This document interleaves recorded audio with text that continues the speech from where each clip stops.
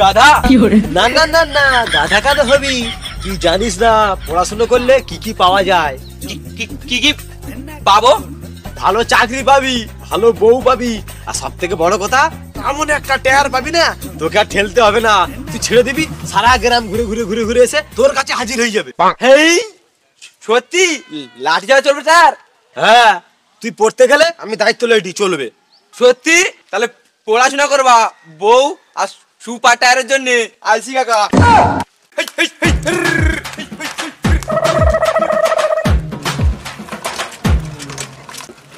কি